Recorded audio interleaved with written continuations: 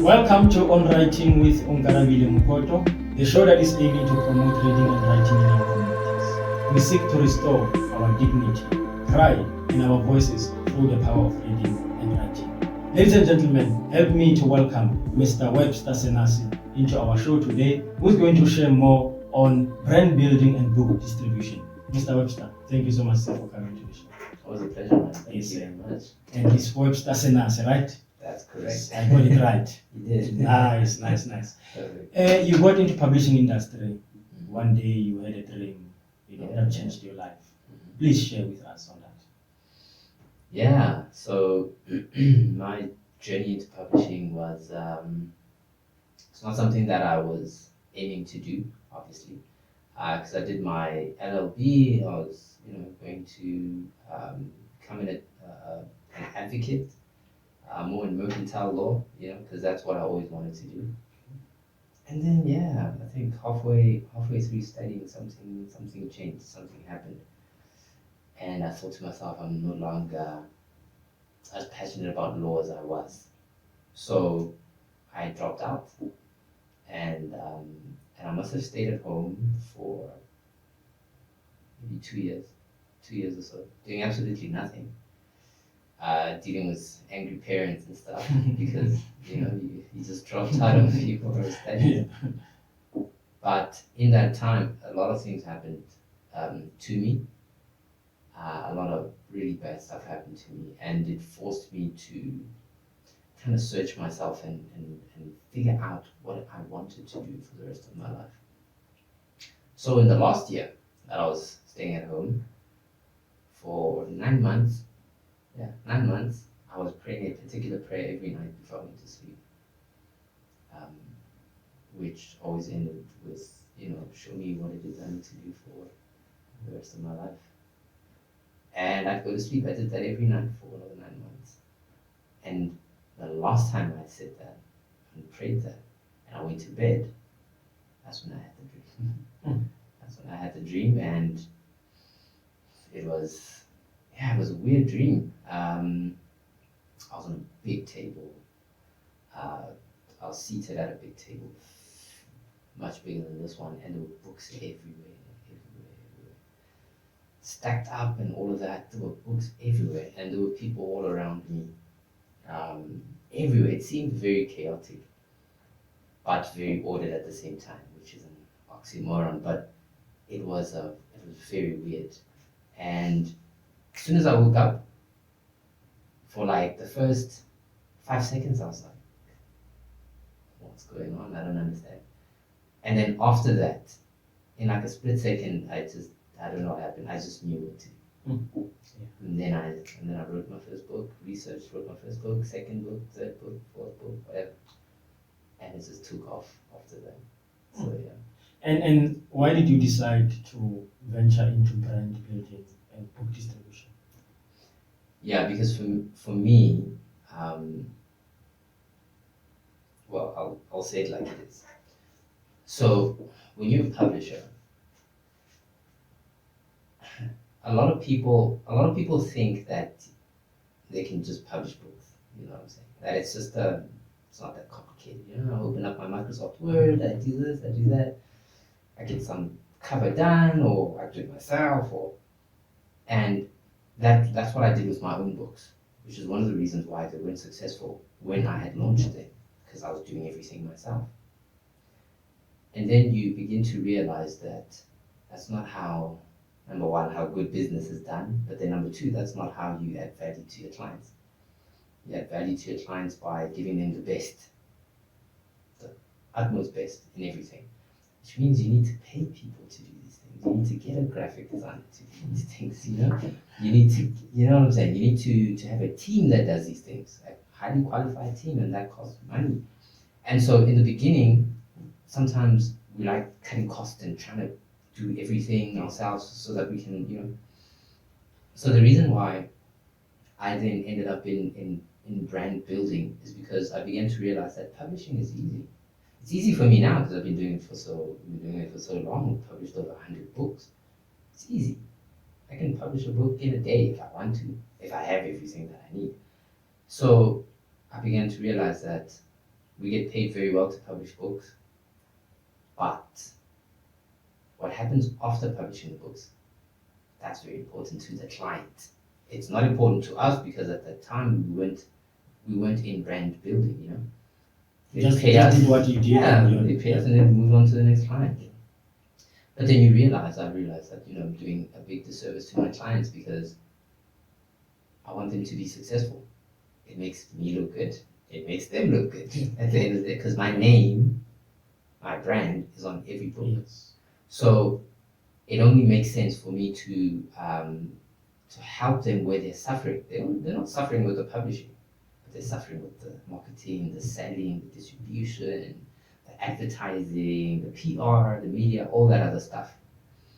So for me, it was a natural transition, and I thought, well, since we've mastered publishing, now we can go into brand building and master that. Because once we master that, it makes everything easier for the client. Because you can publish a book and not sell a lot of copies. Yeah. Yeah. And by that I mean maybe you sell 500, even maybe you sell 1,000, maybe. And the funny thing is when you look at the stats, it's very hard for South African authors to sell even 2,000 copies. Exactly. A lot of them don't go beyond 2,000. Yeah, no. I mean, 500 if. And that's, so yeah, and I mean, that's the reality.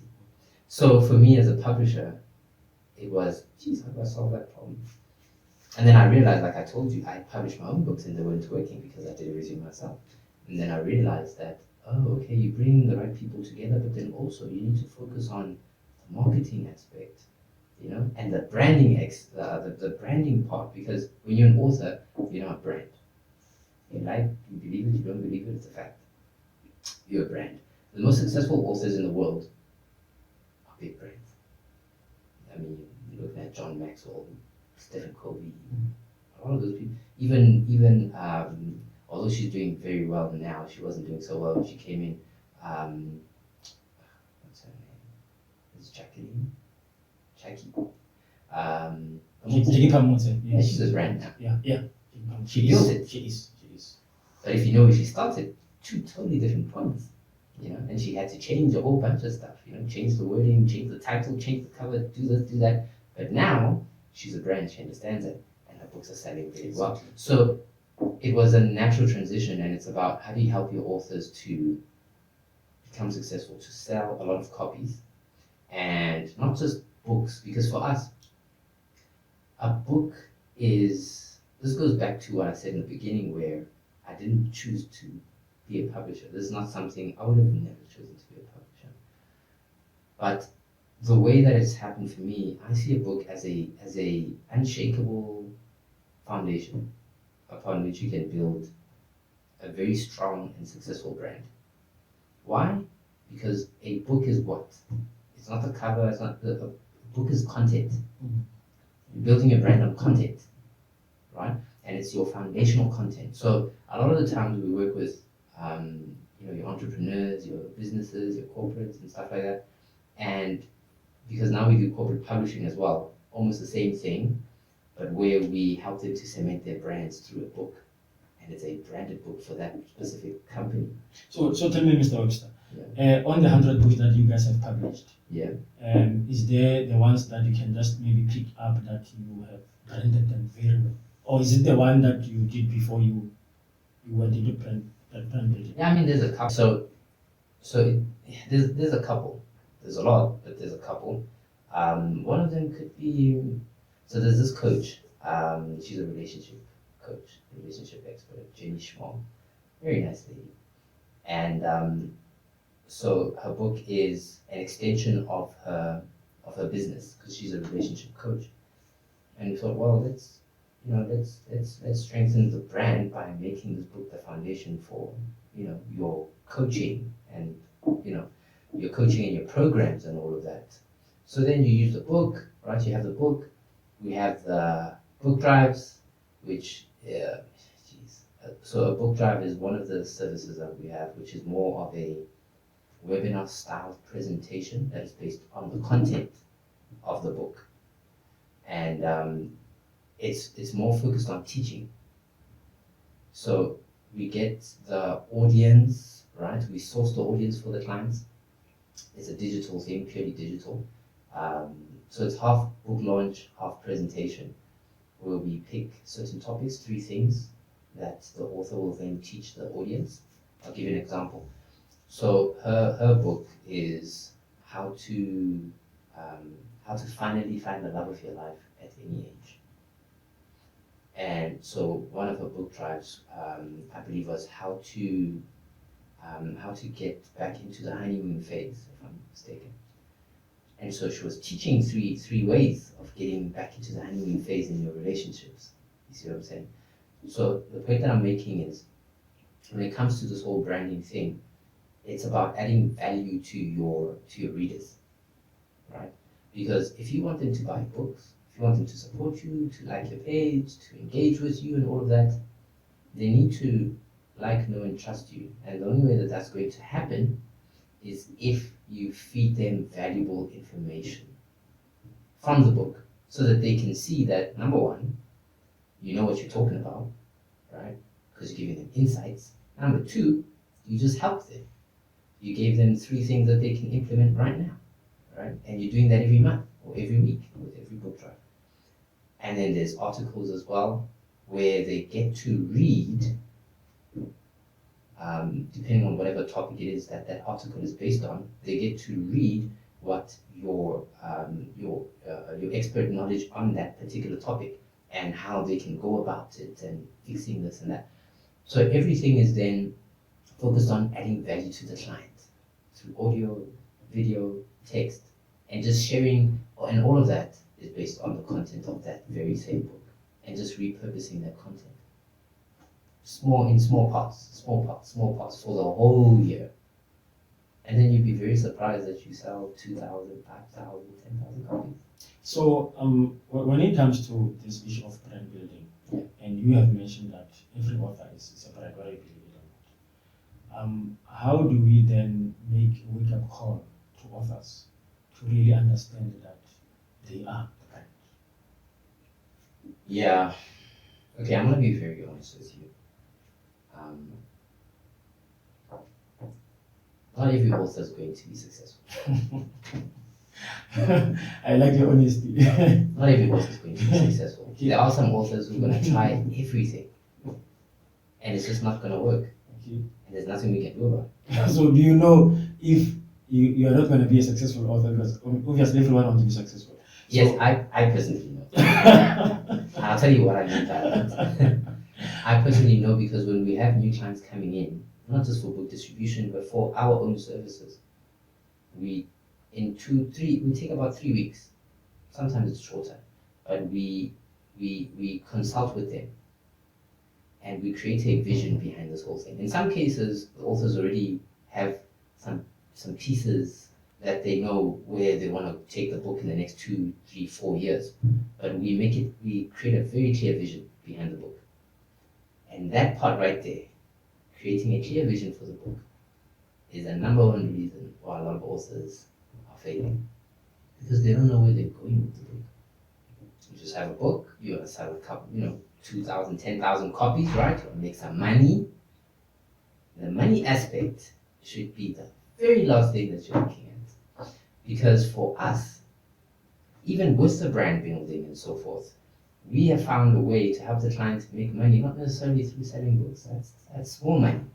The money is in other things that have nothing to do with selling books. I agree. So there's speaking engagements, there's consultancies, there's feature films, and there's a lot that goes Book into this. adaptation, yeah. A lot. So a lot of people don't understand that, and because they don't understand that, if you don't know what you don't know, you're only going in with what you think is going to work. So we don't go with what we think is going to work. We go with what we know is going to work, right? So in that case, there is some kind of a template. I wouldn't, because I remember that I said to you that there's no 3, 4, 5 steps to being a successful author. It's different for everyone. But having a clear vision gives you a template to work with. So is it the first thing that you guys tell the authors? It's the most important thing. Otherwise, what we're going to do is pointless. Because at the end of the day, if you don't know where you're going, if you don't know how many books you want to sell in the next year, right? If you don't know, that includes PR strategies and stuff like that as well. So we do a lot of consultation before publishing and stuff. And I mean a lot, couple hours each, so that we can know where this book is going. Because once we know and have certain parameters and we know this is what we want, it makes it easier for us to say, that TV show is not going to work for this, that platform is not going to work for this distribution channel is not going to work, this is going to work, this is going to work, that's going to work. Makes it easier for us to then publish the thing, market it, and actually have it sell, because that's the biggest thing. Okay. You know? So, Mr. Ops, I have a question for you. Yeah. If I am an author Yeah. and I don't know you, Yeah. that you are creating that vision, all those steps for me Yeah. to understand where I'm going with my book. If I'm just an author out there, Yeah. and you are giving me an advice, but Yeah. not to get in contact with you, Yeah. what can you say to me? How can I build my brand as an author without meeting you? Okay. Well, the most important thing, like I said, is for you to have and create a clear vision around your book. Okay. I won't go through all the questions because there's a bunch of them. I'll just maybe touch on one or two. One of them is, how many books do you want to sell in the next 12 months? Right? Let's maybe say 2,000 copies. Right? You want to sell 2,000 copies in the next 12 months. You're going to break that down. Not into monthly, right? Because sometimes we make the mistake of, okay, I'm going to break it down into monthly, and then, geez, I'm going to have to sell 30 books a month. And then to some people, it's a little bit overwhelming. You're going to break it down into 3 months each, maybe sometimes 4 months. You just say, okay, in the 4 quarters of the year, I need to have sold this much in each quarter, sold this much in each quarter. So the first key to creating a clear vision around your book is, how many copies do you want to sell? Number one. It's not this is not in order, right?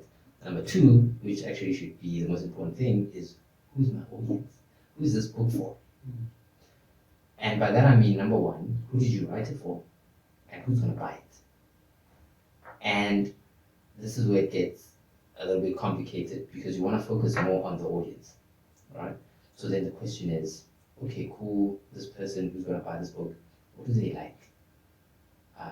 How old are they? You're just diving into analytics here, because you want to know your customer, you want to know your reader. So whatever information you can get, you have to create like a customer avatar of your client. Okay, this is mainly for, maybe someone like Webster, right? Between the ages of, 25 and 34, right? Those are my people right there, right? And in some cases, if you do your market research very well, you'll know how much money they earn as well, where they spend their money, where they live, what languages they speak, and all of that. You expand on your customer avatar as big as possible. Because when you do that, you'll be eliminating everyone else who's going to waste your time, who's not going to buy your book. So once you know who your customer is, then those are two things that are the most important. Let's have a clear vision, which is step number one. Who's your audience? Who's your audience? How do they think? What do they do? Where do they spend their money? And you can find that information. It's not very hard to find. Okay. Now let's say you have now built a brand. Yeah. You guys have helped me to build a brand. Let's come to book distribution. Yeah.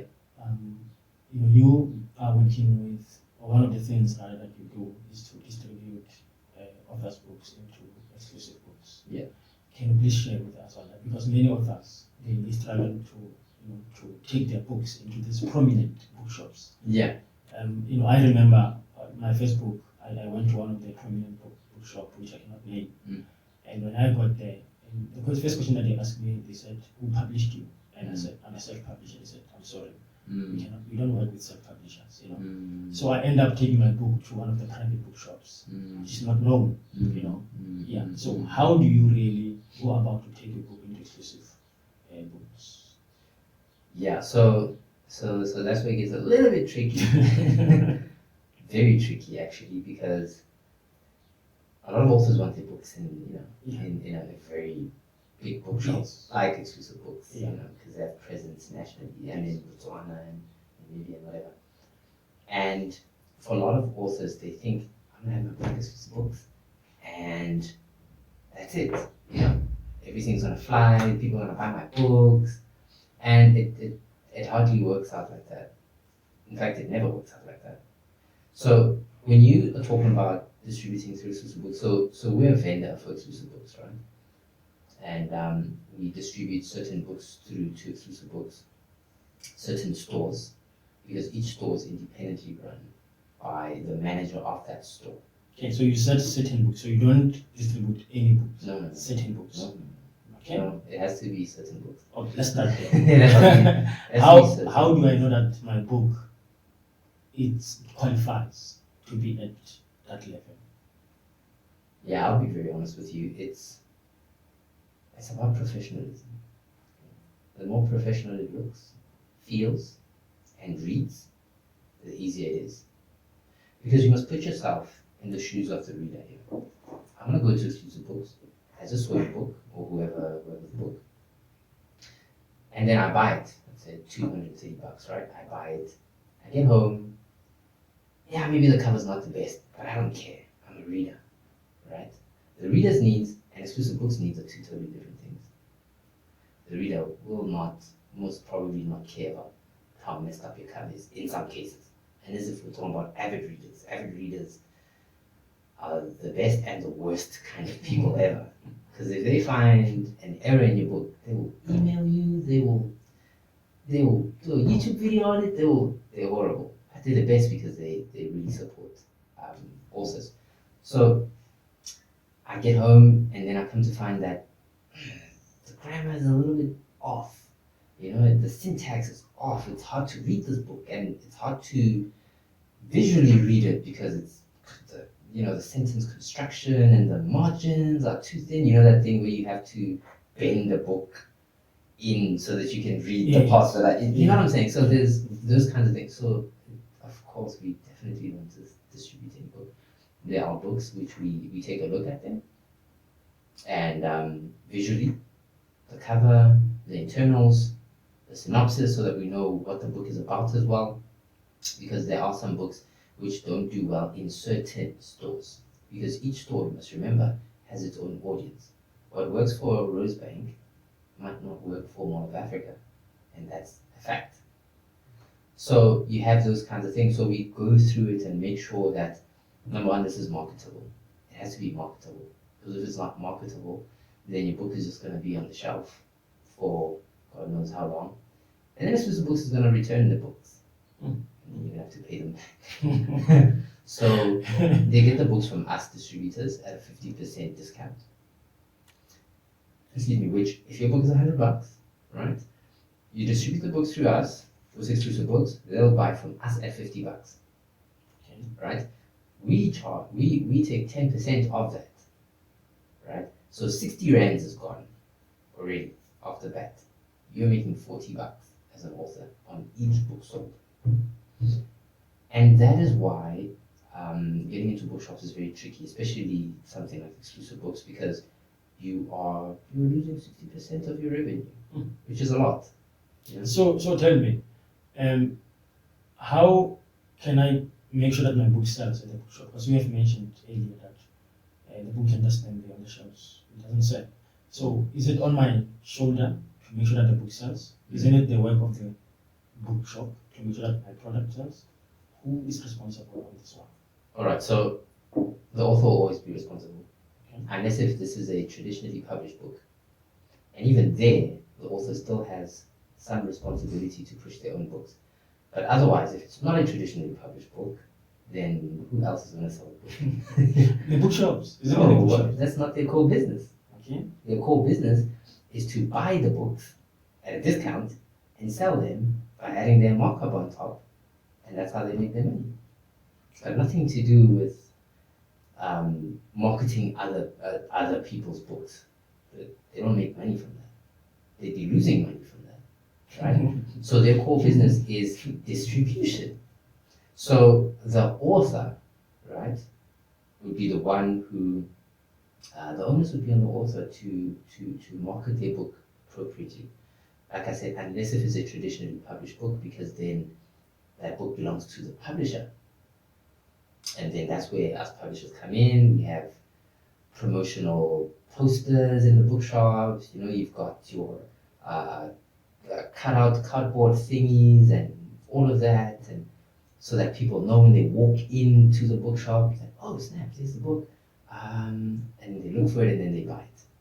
So that would in most cases be the author's job, unless if it's a traditionally published book, then it's our job to do that. Then we do all of that. But even as we're doing that, the readers ought to connect with you, the author.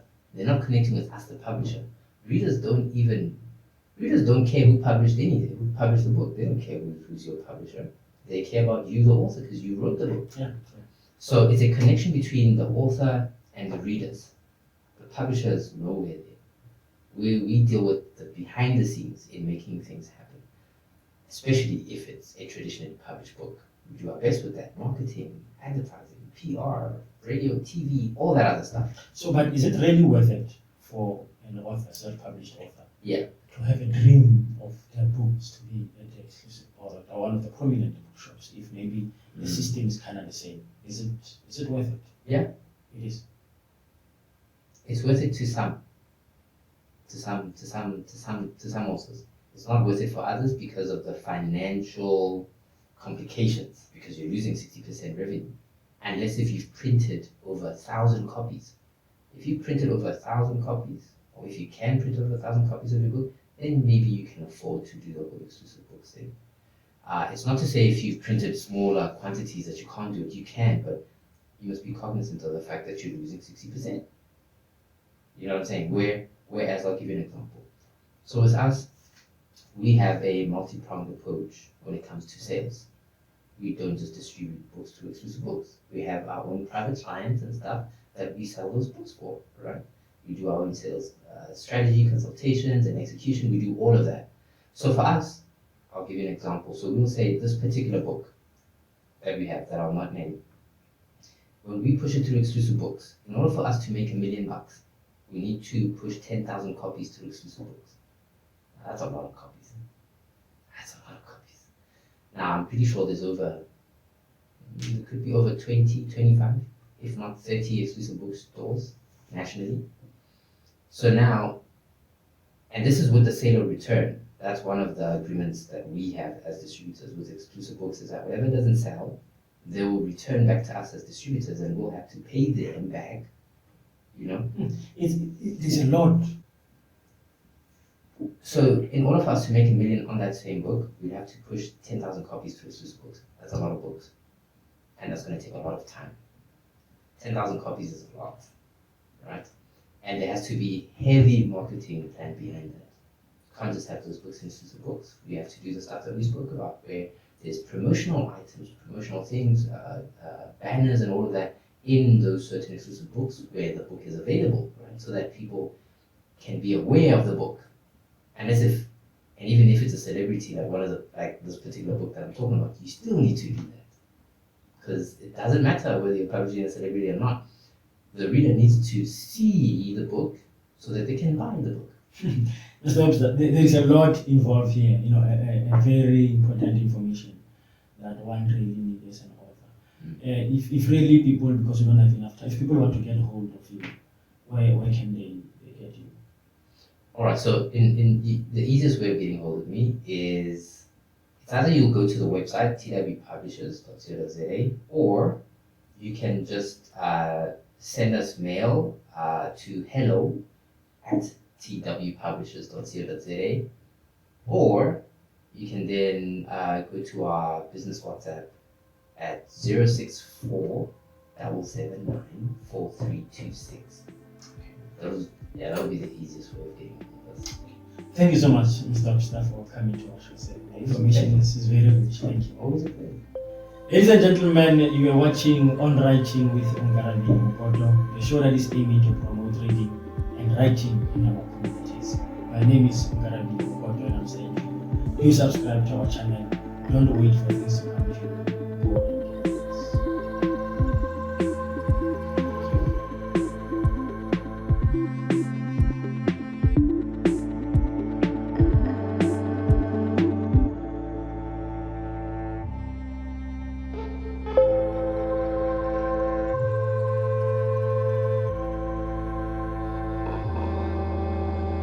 Bye.